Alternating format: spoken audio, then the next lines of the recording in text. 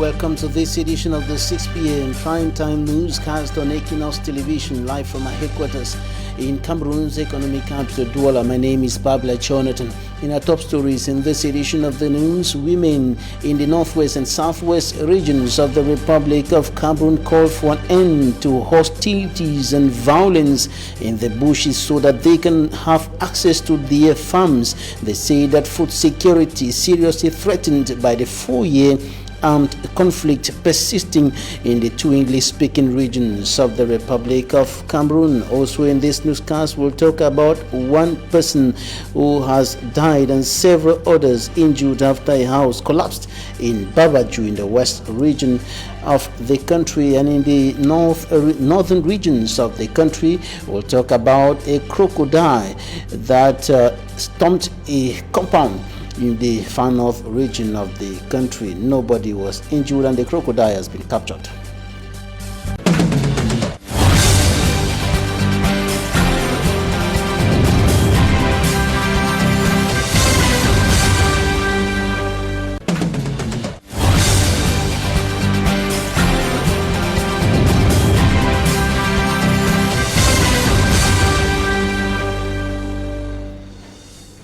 Thanks, ladies and gentlemen, for staying with us in this edition of the news on Equinoxe television. We begin this newscast in Fumban in the Noon Division, west region of the Republic of Cameroon, where there is a risk of violent confrontations in the town of Fumban. Some inhabitants of the area took to the streets protesting against what they consider as abuse of power by the senior divisional officer of the Noon Division, who is said to have detained the mayor of Fumban, Tomaino Ndamjoya, in his office for several hours. According to witness accounts, one of the persons who are training the municipal police agents in the town of Fumban was arrested and was being interrogated at the prefect's office, and the mayor went there to intervene and was also detained for several hours, which provoked the anger of the population, who took to the streets manifesting and protesting against what they qualify as abuse of power by the senior divisional officer of the Noon Division. Now to the northwest region of the Republic of Cameroon, women are calling for an end to hostilities, to violence, to gun battles in the bushes so that they can have access to their farms. They say that food security in those two regions, and by extension the whole republic, is seriously threatened by the 4-year-long armed conflict. Details in this report. In the northwest and southwest regions of Cameroon, where 70% of the population depend on agriculture for livelihood, the armed conflict has maintained rural food production on a decrease, according to the Food and Agricultural Organization FAO. Women and the girl child, the backbone of rural food production, have been killed, displaced, or hindered from going to their farms by the conflict. One of those areas hit by the situation is Donga-Mantum Division, northwest region of Cameroon. We are grateful that despite the double context of the prolonged crisis and the COVID-19 health challenges, women have showcased actually how much they are able to do in terms of food security. Have also used the opportunity to encourage women that as they go around doing the agriculture, they should know that the whole issue of climate change is a very big reality, and therefore things like protection of water catchment, a more careful way of planting, especially environmentally friendly trees, should be encouraged. Rural women from Noa, Ndu, Ako and Messager gathered in Camer to exchange and showcase their ideas on how to survive in a challenging context. If you look behind, you see most of the population have come out, some right from the interior. They don't even have food from their places, and they are happy because they have come and joined their friends They have seen different kinds of produce, different quality of produce, and different quantity of produce. So it will make them now to go back to produce their heels and then to improve on their heels. The rural women have seen that they are not left out as that of the Women's Day. At least this day encourages a rural woman, a poor woman out there, a woman in a typical village down there, to know that she is not left out and she is very important. We know that when we celebrate this day, we'll come out and mass, we'll come out and see other friends and see their output and compare and see whether we too can pick up from somewhere so that our lives will be better. The women asked that confrontations be halted so they can regain access to their farms. There are others that should have been here, but they have not come because of the crisis. So really we'll just encourage them and then tell the people that they should please calm down, come out from bushes so that our own women will also enjoy life and they too will enjoy life. Because as women will be afraid of working farms, maybe in the suburbs of their children, because of their friends, so we're begging and telling them to come out so that women will be free in farming wherever they go. As mothers of the nation, backbone of rural food production, the women were urged to respect COVID-19 measures in order to stay safe.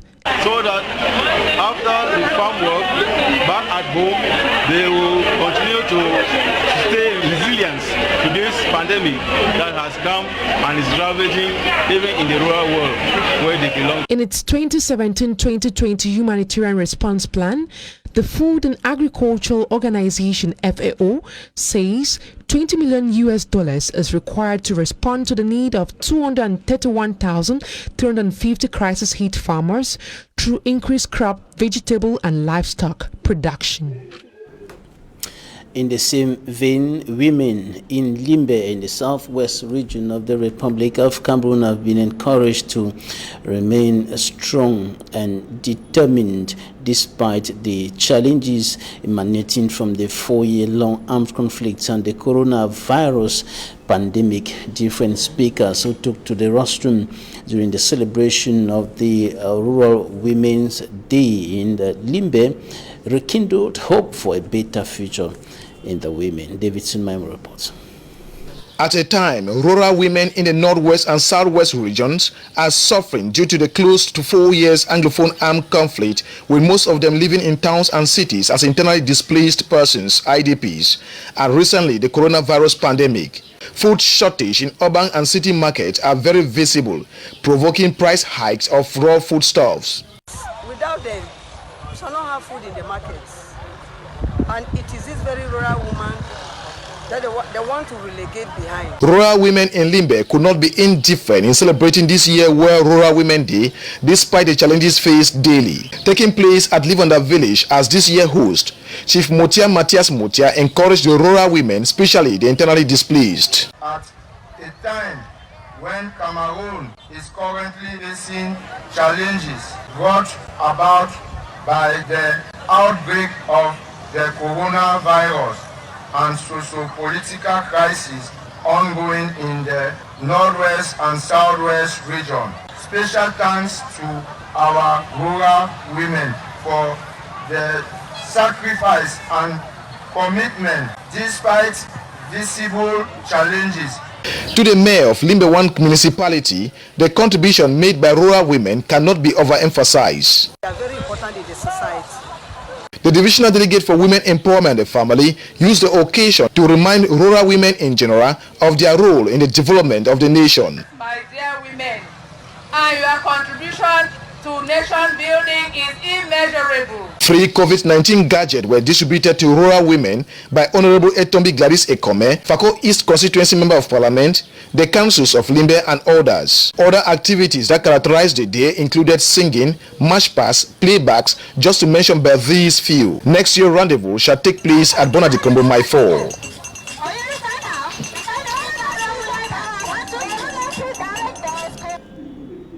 One person has died, 3 others injured in the Babaju, west region of Cameroon, following the collapse of a building, and in the town of Bamenda, another building equally collapsed.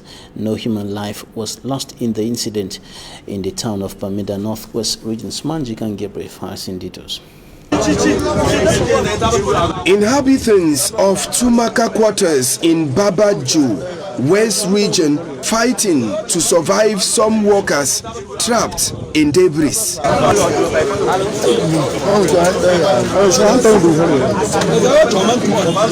The house that collapsed was still under construction, and some of the workers blamed the owner to be the cause of the incident. Tout ça est causé comme ça dû à la pression que le patron de la maison, c'est lui qui est causé dans tout ça. This happened due to the pressure from the owner of the house, who wanted things to be done very fast. After decking the house, usually it is allowed to stay for at least 1 month and at most 1 month and a half before work resumes on it. Surprisingly, after the decking, not up to 5 days, we started work on it. He pressurized that the second decking should be made, but we asked for sticks. He told us we should get the sticks from the former decking that we did. Pour faire les pêches, il dit qu'on va enlever ce qui est à terre, ce qu'on avait fait les premiers pauses, pour faire la deuxième date. C'est quand les gens voulaient enlever que le drame s'est posé. Out of the 4 persons trapped within the debris, 1 man by name Lakpa Jires died after remaining within the debris for at least 3 hours. 3 were survived and presently at the Bafoussam Regional Hospital receiving treatment. It was the Army Rescue Unit that came to take away the lifeless body of Lekpa Jires.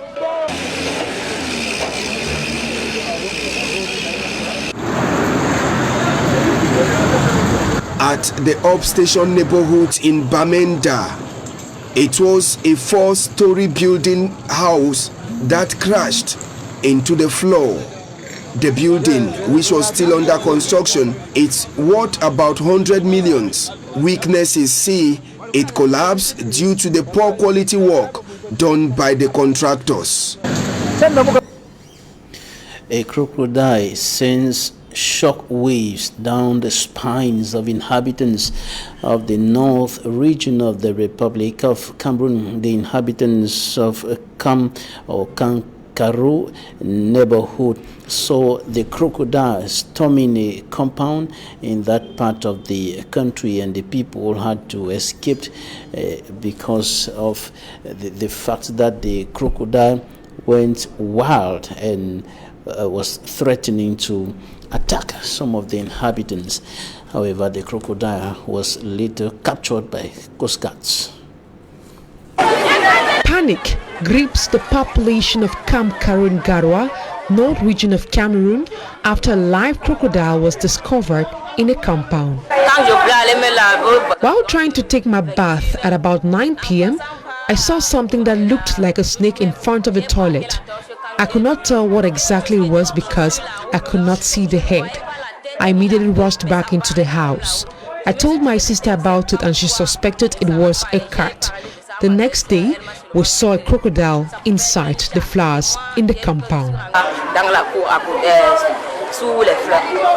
Officers of the Ministry of Forestry and Wildlife immediately rushed to the scene after being notified by the population. The forest guards applied techniques that helped them capture the over 2-meter-long crocodile without anyone getting hurt.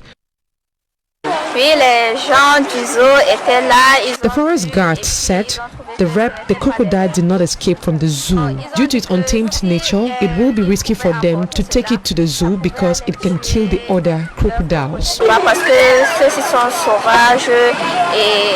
Overwhelmed by the brilliant techniques used to capture the live crocodile, residents of Cameroun escorted the vehicle, singing praises for a job well done.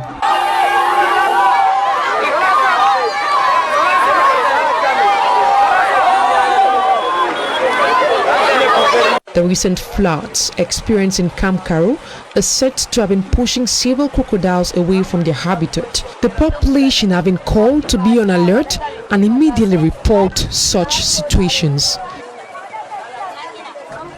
The population expressed satisfaction after the crocodile was captured by forest guards in that part of the north region of the Republic of Cameroon to Wei Village, Boya, southwest region of Cameroon. The inhabitants have been encouraged to work hard for the development of their locality despite the unstable socio-political and security climate reigning there. They were urged to be builders of the nation during the coronation of their traditional ruler. Davidson Mimo reports.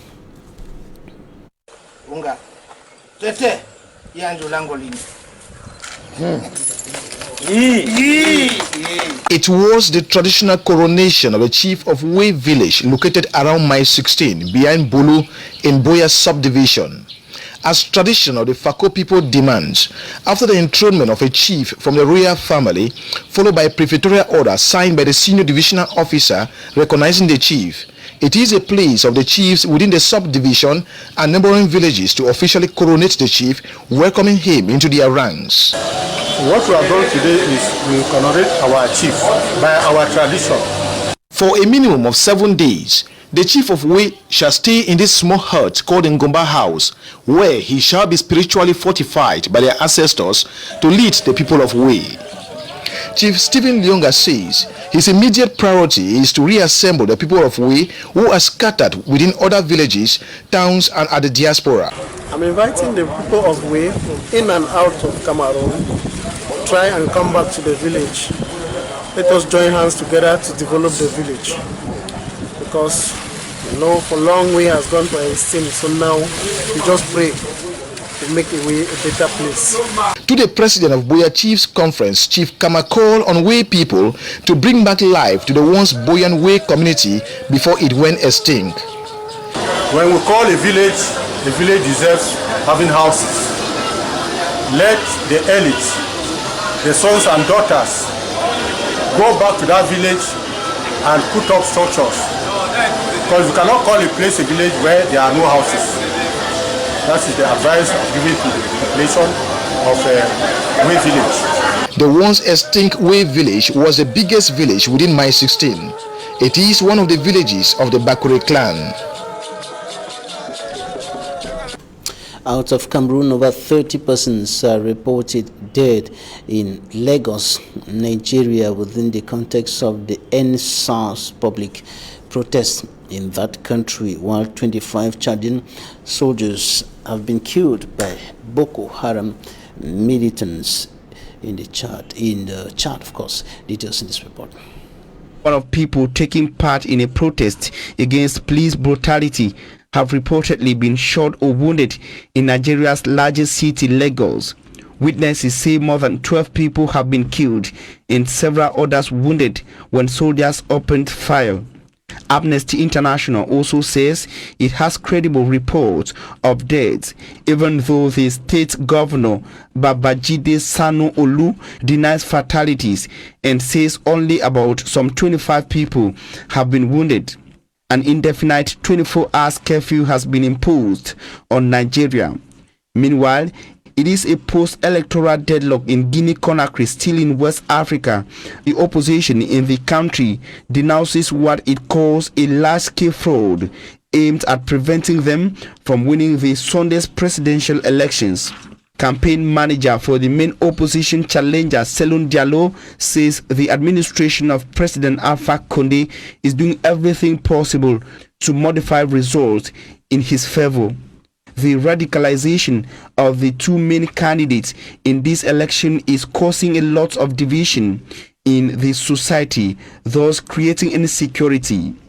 In this chaotic atmosphere, what takes a fatal blow is democracy and the hope for the people to live in peace.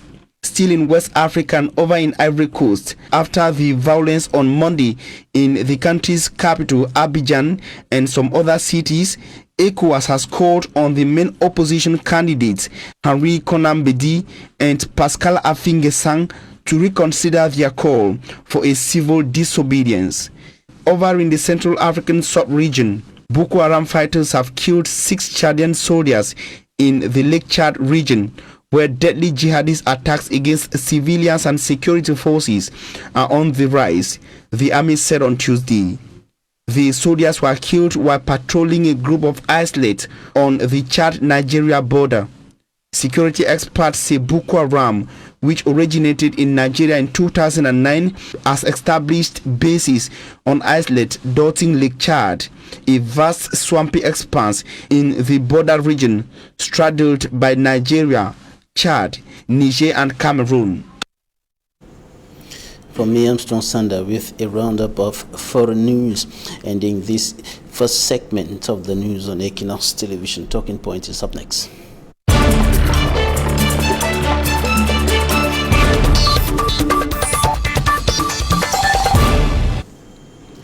Thank you for staying with us in Talking Points. Dr. Nick Ngwanyam, educationist, politician, joining us today. You're welcome, Doctor. Thank you. It's a pleasure to be with us again today. All right, we'll begin in the Fumban, in the west region of the Republic of Cameroon. A senior divisional officer reportedly detains a mayor for hours in his office. What do you think about such an incident, qualified by the people who went protesting today as abuse of power? Well, we don't have all the elements, but it's rather very unfortunate that an SDO should be detaining someone in his office. I think that's pushing a little bit too far. You know, it is this bad governance that has created most of the problems in Cameroon. If you're talking of the Anglophone problem today, or the West Cameroon, East Cameroon problem today, is because of these kinds of attitudes where people just do whatever they want and kick people around, and I think that's very unfortunate. And that has provoked a risk of violent confrontations in the area. I think the thing that when I've been talking, you remember I was talking about confederation. It was such that if we brought in a new way of governance in this country, we will not be seeing things like this. You know, it's just when the government is over centralized and you have some people who wield a lot of power, at the end of the day they think they're gods. And when such a thing happens at a time when the security of the country is at stake, the socio-political and security climate is quite tense, unstable. What can be the outcome of such an attitude, such an action by the administrative authority? You know, we're talking here of someone who I mean, we've seen incidences of these. You know, you remember when they were sharing buckets, how there were some of them who were insulting chiefs and so on. We are talking of some people who put themselves above the people they are looking after, so to speak. You know, a leader is not someone who breaks down people's throats. You're just there to help people get on. Even if you are a representative of the head of state, that doesn't make you a god. You know, when people are representatives of heads of state in third world countries, they think that they become demigods or something like that, and that's where the problem lies. There is a total lack of emotional intelligence, and that's what is creating a lot of this havoc over the nation. There seems to be some sort of confusion as far as leadership and being a leader, that is being a leader and being a servant. Yes, actually what you are saying is that we mix up two things. The attitude of a boss and the attitude of a leader. You know, what we need is proper leadership, not bossy stuff. And a lot of people get away with the fact that when you are the boss, you fuel your ego by kicking people around, pushing people around. That makes you feel good. But a real leader is someone who walks with the people, hand in hand with the people, and helps people to get somewhere. It's not by kicking people around that makes you important. And as far as administrators in particular are concerned, they are expected to serve the people. They are expected to be servants. No, in Cameroon they are not servants, they are masters. And that's why we're having a lot of problems. Until we get to that point where they become servants and know what a servant leadership is all about, know what it means to serve, then we'll always have issues like this. And I think really, you know, Enam was put there by the colonial masters, so to speak, to help them to govern their territories. But they gave them a mindset of maintaining law and order or whatever. But they have never really worked in the interest of the people. It's always in the interest of I don't know who. But really, they have never been servants.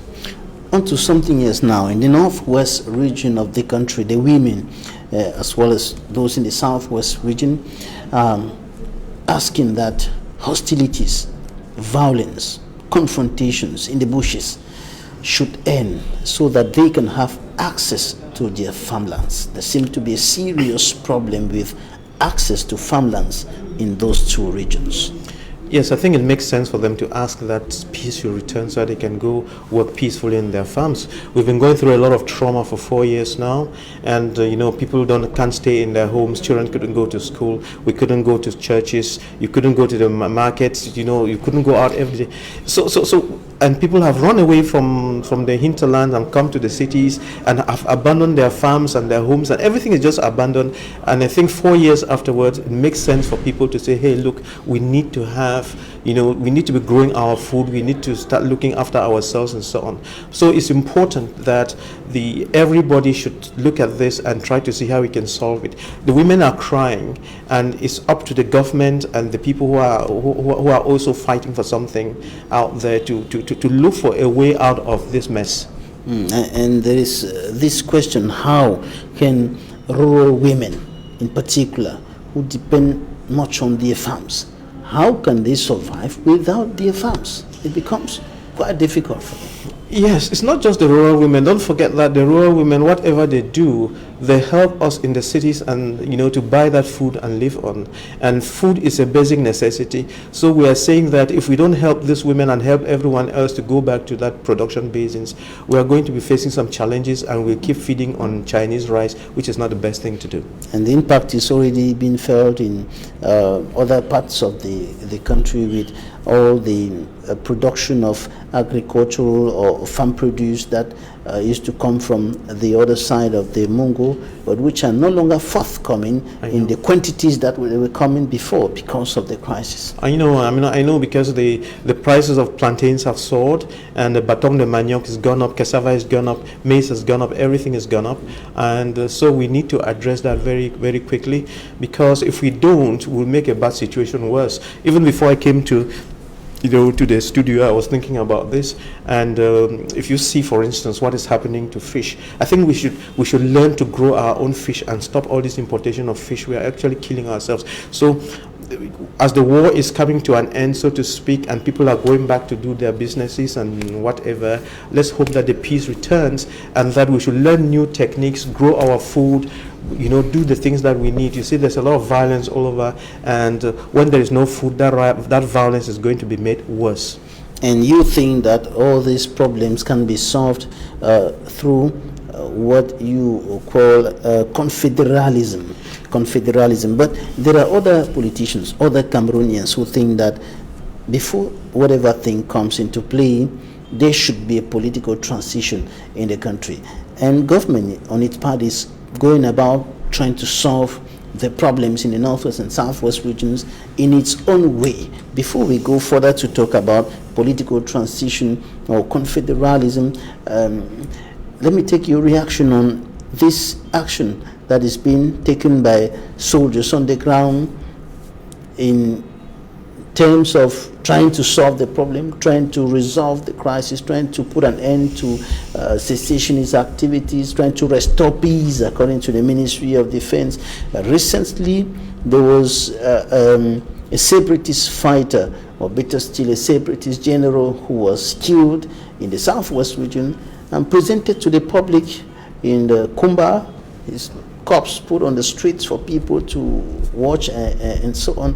And then the senior divisional officer of Meme Division, Tundong Chamberlain, said this is an indication that the military is professional, and this is to show that those who are still in the bush, if you continue in that way, we are coming after you.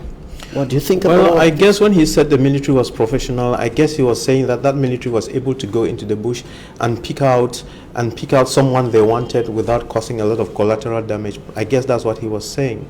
But technically, killing one another, the soldiers killing civilians and killing those guys carrying guns, or those guys killing the military, killing one another, the violence is not the solution. We had the solution in our hands, but we didn't make use of it, and we keep on killing each other, and with the violence, that is not the solution. There is a proper solution to these things, and violence and killing of each other is not it. is not it. The CPP, Cameroon People's Party, the Popular Action Party, Stand Up for Cameroon, Civil Society Platform, and others think that the only way out, the first step that is going to take us to either confederalism, federalism, or whatever form of a state that will be adopted, is a political transition. This must occur for anything else to happen. President Paul Biya and his government must give way to a new class of political leaders for any other thing to come into play. This is what the people of the politicians of CPP, PAP, Stand Up for Cameroon, civil society members are saying. What do you think about this idea? Well, you know, there are 350 political parties in Cameroon, and everyone has got his own way of approaching the problem. Whether it's the right answer or not is to be debated. But let me say here that in Cameroon we have been going after politics so much. Everybody is just politics, politics, politics, politics. You know, professors can't solve problems. Politics, politics, politics. They are all on television every day talking things that don't make sense. Everybody looking for a piece of bread here and there by rubbing the other in the mud. That's not the way. You know, I've thought about these things so much, and I've had the opportunity to get an insight into what is going on. And if you actually study the problem tree, like probably on one of the write-ups that I sent on social media, you would understand that we concentrate on a couple of things. We concentrate on fighting tribalism, corruption, bad governance, and what have you, and we think that is the problem. And there are a lot of youth problems too. You see youth in Nigeria, they are striking, in Côte d'Ivoire, everywhere in Cameroon, they are all fighting. But when you stay at that, you will never get it done. What I'm saying is, for instance, you can do whatever you like in Cameroon to fight corruption now, you will not get it out, because it has been put there. It's a reaction to something that is deeper that we are not seeing. The real problem of Cameroon and Africa is the fact, number one, that we don't know how to solve. We don't understand problems. That's the first thing. And because we don't understand problems, we don't know how to solve problems, which means that we are not capable of producing wealth for everybody. So we lack economic independence. That is the problem. And when you think carefully and pull back a little bit, you will realize that all of these things are caused by a bad educational system that the white man gave to us, not because he was ignorant. He might have been ignorant because, in a way, you would have noticed that China came from the back and has overtaken the Western world. It has taken Britain and France to be growing, growing through experiments to this day. But China copied the right thing and overtook them. And probably they gave us that kind of education and we got stuck with it. That's why we are producing masters and PhDs that are crying everywhere because they are not doing the right thing. So we need to correct this one and correct that mentality, otherwise we are going nowhere. Which means that even today, if you were to remove the CBD and put the MRC or put the SDO or put whatever, if you don't go down to the basis and correct that education so that we do it like the South Koreans do, like the Malaysians do, like it's done in Singapore and Finland, we are going nowhere. We are turning around in circles. So all these many political parties, that's not the solution. Walking on the streets is not the solution. Screaming all over is not the solution. It's just wearing the right thinking cap. And I think that in the next government, President Paul Biya is going to change it in a manner that will solve the problems. But education and all the other aspects of national life being implemented or put in place by policies, and policies are defined by the politicians, those who are ruling the state. And for policies that will bring a positive change, an improvement in national life as a whole to be adopted, to be established, the leaders must be the right leaders. And so this is why the people of the CPP, PAP and so on think that if the right people are not in the right place, the right policies cannot be defined, established and executed for the right results. Yes, but the people of the PPP or whatever, they should first define who is a right leader. Because many people, everybody says we're the right leader. You don't read that. Everybody says we're the right leader, we're the right leader. But in reality, if we wanted to find the right leader, probably we should sit in a big hall somewhere and debate what it is to be the right leader, what it takes to create wealth, what it takes to solve youth problems and so on. Because a lot of people just sing and then you put them in power and they don't deliver.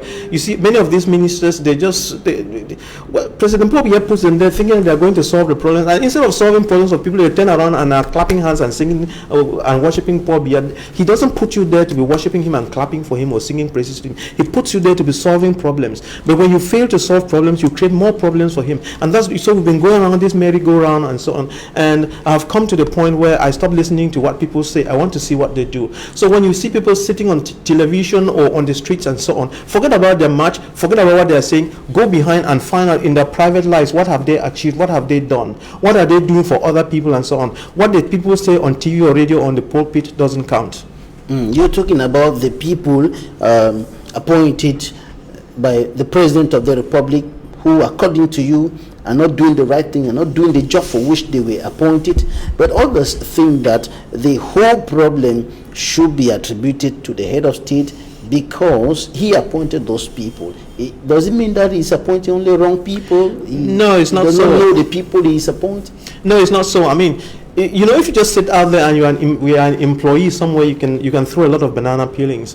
You know, I know how difficult it is to run the stuff because I own an organization, the St. Louis University Institute, and I employ people to do work. I mean, we put people together to do work, and managing human beings is one of the most difficult things. You know, sometimes you would put a secretary there, and the secretary is doing work, and you think it's okay, but before you know, if you turn your back, the secretary is already, you know, messing up everybody and causing a lot of negative energy in the place. So if you're not very watchful, it's not because you put human beings there and they put on a tie and coat. A lot of people are very, very, very deceitful.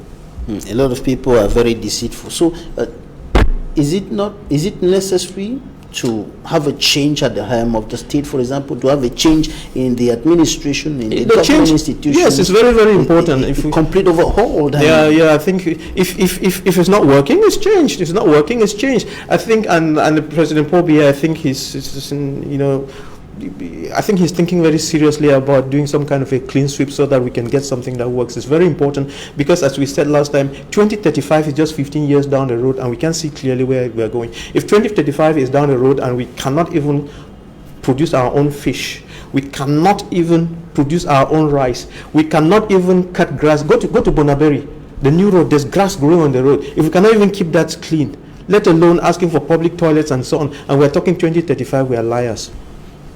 2035 will not work, will not come to pass, will not be a reality if we continue going this way. If we don't change our mindset, if we don't change the way we do business, if we don't change the way we do things, nothing will change.